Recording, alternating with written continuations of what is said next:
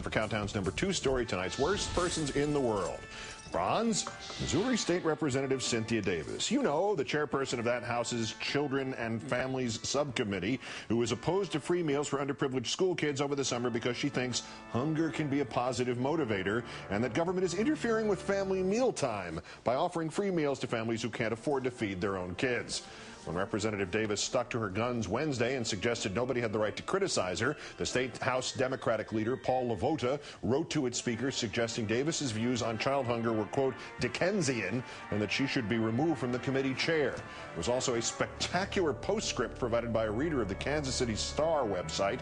Can't verify this, posted by somebody identified only as embarrassed in.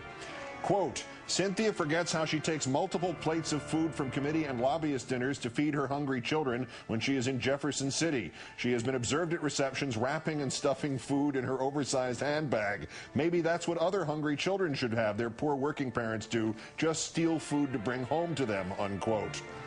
Runner-up Morton Kondracki of the Weekly Standard pitying poor Governor Mark Sanford. Multiple affairs did not stop Bill Clinton from being elected president, but that's because the Democratic Party is a lot more tolerant of licentiousness than the Republican Party is, and that's the rub for poor old Mark Sanford here.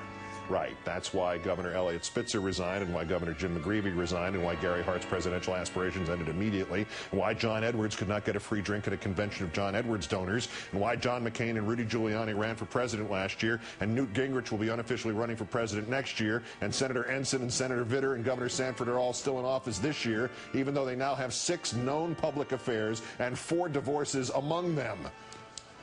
But our winner is Coultergeist. On the assassination of Dr. George Tiller, quote, I don't really like to think of it as a murder. It was terminating Tiller in the 203rd trimester. I am personally opposed to shooting abortionists, but I don't want to impose my moral values on others.